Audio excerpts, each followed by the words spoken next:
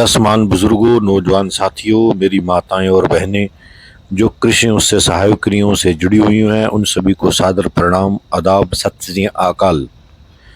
किसान भाइयों, जो आप खेत देख रहे हैं वो PR 126 का खेत है, जिसमें बहुत भारी अटैक पत्ता लपेट सुंडी का आया हुआ है।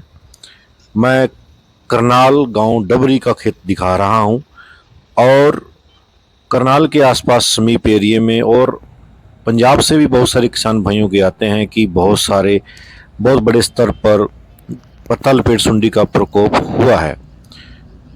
किसान भाइयों, ये जो अटैक आया इससे कई कारण हैं।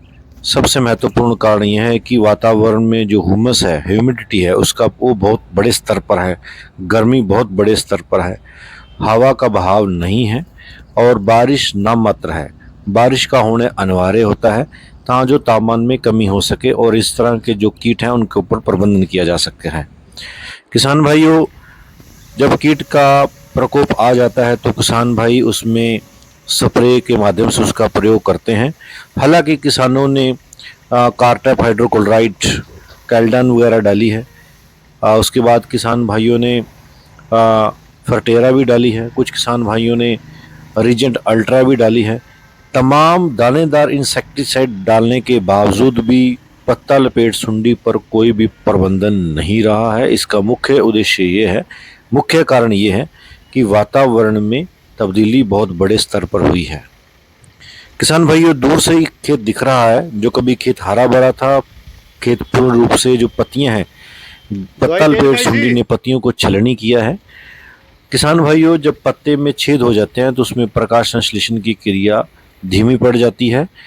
पौधा अपने किसान भाइयों स्प्रे के माध्यम से जो कीट है उसके ऊपर प्रबंधन करना अनिवार्य हो जाता है। अब प्रश्न ये आता है कि हमें अपने खेत में किस कीटनाशक का प्रयोग करें ताकि जो हमें अच्छा परिणाम मिल सके। किसान भाइयों, बहुत सारे किसान भाइयों से मेरी चर्चा हुई है। उन किसान भाइयों ने जिस दवाई का प्रयोग किया है उसका पूर्ण रूप से परिणाम नहीं मिला है। यह एक चुकाने वाला तथ्य सामने आया है। उसका क्या कारण है, उसके कारणों का पता नहीं लग पाया है। उसमें इमामेक्टिन 5% और लैम्डा साइलोथ्रिल 4.9 SC फॉर्मुलेशन और ये जो कोराजन आती है उसका स्प्रे किया गया है, लेकिन रिजल्ट बिल्कुल प्राप्त नहीं हुआ है। और किसान भाइयों, आज जो स्प्रे हो रहा है वो इंडेक्सोक्रैब 14.5% EC फॉर्मुलेशन का है। इंडेक्सोक्रैब एक ऐसा कीटनाशक है जो बहुत ही तेजी से पत्ते की जो पौधे की पत्तियां हैं उसके अंदर अटैक करता है।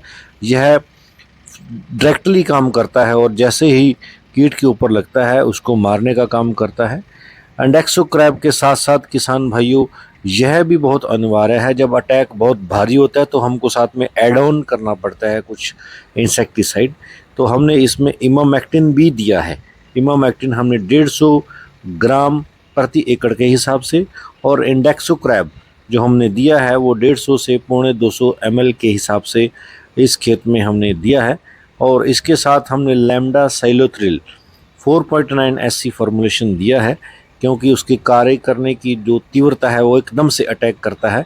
तो अटैक ज़्यादा होने के कारण हमने 3 दवाइयों को ऐड ऑन किया है ताकि जो साथ की हमारे को रिजल्ट मिले और जो पत्ता लपेट सुंडी है उससे निजात मिल सके, छुटकारा मिल सके।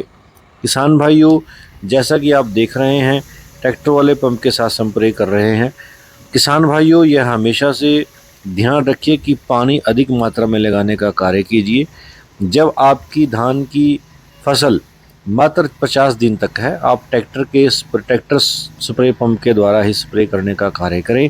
इसमें पानी की मात्रा अधिक मात्रा में लगती है, जिससे पौधा पूर्ण रूप से तृप्त हो जाता है और जो दवाई है वो पौधे के कण कण में और पत्तों के माध्यम से पूरे हिस्से में चली जाती है, जिससे हम अपने जो कीट है और बीमारी है उसके ऊपर प्रबंधन कर सकते हैं।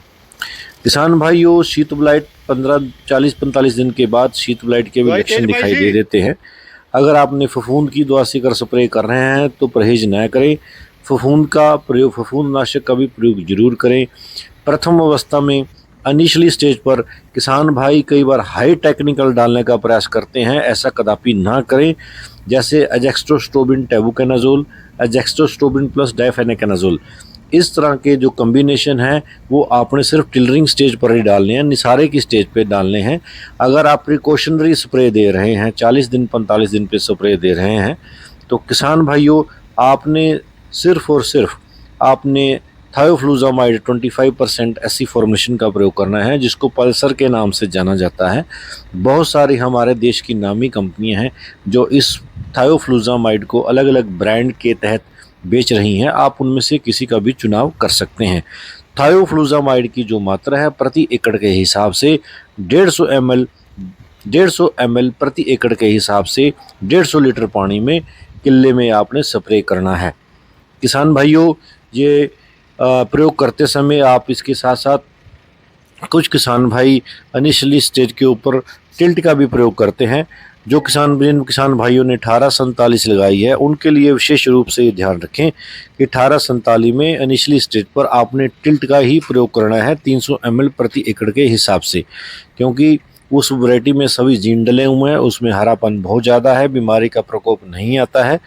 फिर भी उसमें जब गाभे की अवस्था में होती है तो उसमें आपने टिल्ट का स्प्रे जरूर देना है, ताकि जो बालियां हैं वो गाभे से शीघ्र बाहर आ सके, उसके निसारे में मदद मिलती है।